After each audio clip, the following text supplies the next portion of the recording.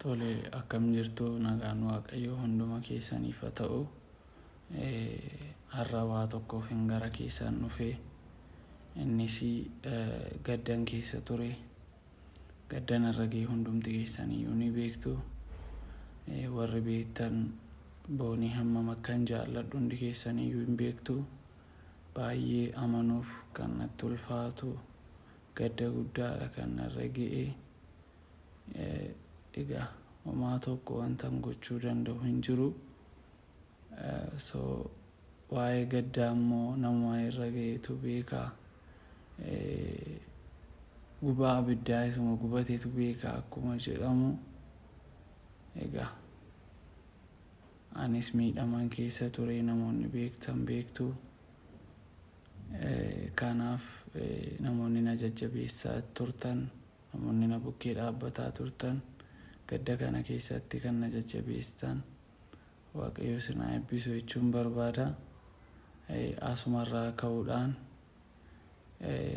viidiyoo dookumentarii waa'ee jaalala keenyaa wajjiniin kan wal qabatu, jaalala keenya kan ibsu dookumentarii gabaabaa isaa yeroo dhiyootti kan inni isinii gadhiisu ta'a. Achirraas waan baay'ee hin barattu, barumsa guddaa isinii ta'a jedhee yaada. Yaa'u kan deeme hin deebisuun hin danda'amu. Kanaaf namni immoo ammuma waaqayyo namaa barreesse jiraata malee hundi keenyayyuu daqiiqaa tokko booda, sekeendii 5 booda, 6 booda, amma daqiiqaa 2 booda, bakka waggaa tokkos haa ta'u ji'a tokkos torban tokkos booda waan taanu hin beennu. Amma waaqayyo laa kun guyyaa keeti jedhee nu barreessedha kan nuti jiraannu. Kanaaf amma jirrutti immoo wal jajjabeessinee wal bukkeetu dhaabbannee jechaan wal tarrabuutu dhiifnee wal arrabsoo dhiifnee utuu hamilee walii taaneen jedhaan asumaanii. Kanaaf iyyuu egaa ani kaayyoo boonii, mul'ata boonii, karoora ishee galmaan ga'uudhaaf dirqama hojjechuun qaba. Gara hojiitti deebi'uun qaba. Maaliifi waadaa walii gallee hin qabna waan ta'eef kaayyoo walii galmaan ga'uudhaaf karoorfannee isa turre wanti karaatti hambisu hin jiru. Amma lubbuun jirutti, amma gara boonii kootii deemutti wanti kaayyoo kana akkan galmaan ga'uuf wanti na dhowwu hin jiru. Kanaaf iyyuu kaayyoo boonii, mul'ata ishee galmaan ga'uudhaaf dirqama hojjechuun narraa eegama. Viidiyoon gadhiifamu, dookumentariin hojjetamee jiru waan baay'ee irraa barattu jedhee mana abdii qabaa. Kanaaf iyyuu anis gara laayiviitti deebi'uudhaan galgala hojii boonii itti fufsiisuun dirqama koo natti ta'a. Kanaaf laayivii irratti wal agarraa. Galatoomaan isin.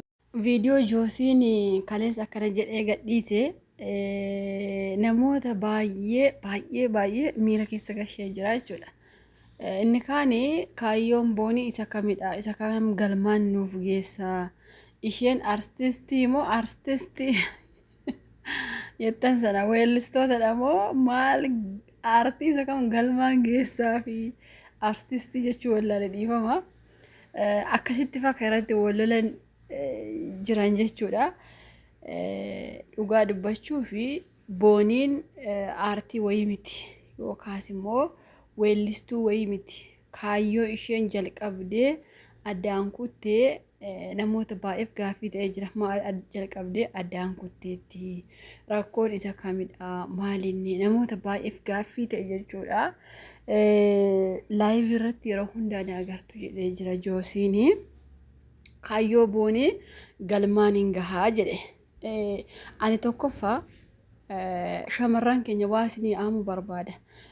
Amma hordoftoonni kiyyaa tarii kannaan olii jiraachuu danda'a. Kanaa ol barate jira, kanaa ol beeku jira, kan waa hundaa jira hin beekaa. Isinirra beekee miti garuu waa isinitti himuu barbaada. Abbaa manaa keessanis haa ta'u, jaalallee keessanis haa ta'u, gaafa waliin taagaltanii qabeenyas haa ta'u, hiyyummaas sooromas haa ta'u, gadadummaa sana keessaa dabartanii isallee nama gootanii ofillee nama gootanii kaatanii umarratti waa isin mudatee yoo of ajjeestanii Qananii fi Joosiirraa waan isin hin baranne Qananii fi Andu'aalem Boonii fi Qananii jara kana arfanirraa yoo isin hin baranne homaa takkarraa barachuu hin dandeessanii jechuudha. Sababiin isaa maaliif akkasiniin jedhee amma Qananiin illee okay ka Qananii achumatti haa hiifnu. Amma Booniin kun jiruuf jireenya ishee fooyyeffachuuf waan isheen hin taane jiru. Miidiyaa kanarratti beeki ati gaafa akka maraatuu taatu, gaafa dubartiimti kun akka dhiiraa of gootu, gaafa namni udaan nyaatu wayyaa qullaa of buusu akka maraatu of go'u. Namni sun maaliif beektanii? Beekamtii wayii argatee, qarshii guddaa argatee jireenya isaa fooyyessuufi.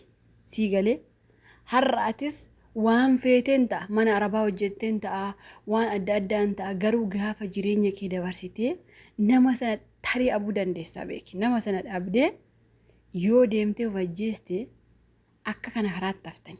Amma Joosiin waa waraqa wayii waan qophee sanatti fakkaata akkatti gaafa ilaalu waan dubbistanii irraa jaalala keenya hubattanidha jedhe waan kitaaba wayii na fakkaate kan inni qopheesse jiru gaashumattuu kitaaba wayii na fakkaate jaalala isaaniirraa ani akka mataa kootti jaalala isaaniirraa waan baradhu hin qabu yoo isin barattan hin beeku malee ani akka kootti of ta'e dubbachaa jira jaalala isaanii keessatti waan irraa baradhu hin qabu durumallee waan irraa baradheeru hin qabu isaaniirraa yoo waan baradhe jiraate isaaniirraa Booniin akka malee isa jaalachuu inni immoo mataa jalaa gadi qabachuu viidiyoo isaanii yeroo baay'ee yeroo ilaalu dhiirri hundi akka Joosii akka hin taane yaa rabbitti nutti hin qabin dhiira akka Joosii jedhan durumayyuu dhugaa rabbitti itti ana akkuma na beektanii yuutuubii kiyya kanarratti akka fiduu baadhullee namoota dinqisiifadhu yuutuubii kiyya haanarratti fida namni hin finne jiru ammachirra yeroo yuutuubiin kun adabe kaase malee namoota baay'ee fide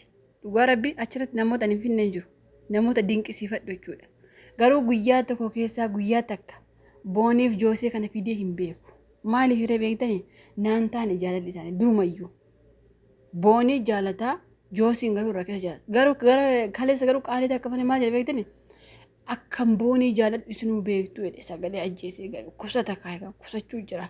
Ani bakka dadhabee jira waa'ee gaddaa isa beeku beekaa bakka kaayyoo Boonee galmaan hin gahaa hagan bakka Boonee koo dhaqutti hagan akkas ta'utti akkasiin nama baasu dhiisa akkasiin nama sirraa ifaa bara an dhugaa rabbiin jedhu tokko biyyi keenya dhugaa oksullee seerri biyya keenya dhugaa oksullee biyya keenya keessatti rabbiin illee dhugaa keenya hin baasa rabbi baasa malee ilmi namaa hima oksa ilmi namaa garuu rabbiin hima baasa sumatu afaanuma kee kanatu dubbata si hooqa beekta afaan kee keessa si hooqa dubbadhu dhugaa nama sanaa si godha maaliif seerri biyya keenya yoo oksellee laftiif rabbiin oksu biyya keenya si galee amma gurbaan kun kaleessa nama miira gaddaa keessa jiru fakkaate haasa'a garuu gonkumaa irraa beekama haasoo kee irraa beekama akka feetoo gaate namni ati nama miite namni sun si biraa deeme hima sirraa beekama karaa feete hubachuu dandeessa hima sirraa beekama si galee haga Boonee jaaladhu isinuu beektu jedhama fakkeenyaaf haga Booneen jaalattu beeka malee ani isaatti guyyaa takkaas jaaladha jedhu argeen beeku gaaf tokko gaaffiif deebii mana eenyuti mana Moonet sanatti ani siif jecha biyyittii kana caccabsuu danda'a kun immoo jaalala ibsuu hin jedhamu kijibina akkasii namoonni baay'een ka isa qeeqanitti baay'ata garuu Boonee amnee jira waan ta'eef akkaataa dhabnellee hundi keessanuu beektu isiniif gala waan ta'eef maaliif Booneen himattee jirti gaayillis nagaa jireenyis nagaa kanaa booda jireenyis taaggalee argeera gaayilas immoo heerumee argeera nagaa jettee waan hojjetteef malee viidiyoo osoo isheen caljittee of ajjeestee silaa gurbaa kanatti namni hin duru immoo haa jiraatu akkasumatti haa jiraatu dhugaa rabbii ani amma gurbaan kun ofin ajjeesaa maaliin ta'e miti kaleessa osoo du'eellee nan garramu osoo jiraateellee nan garramu tokkuma anaaf Joosiin tokkuma dhugaa rabbii isin hin jedha garuu akka nama tokkotti ittiin farannu haa jiraatu isaa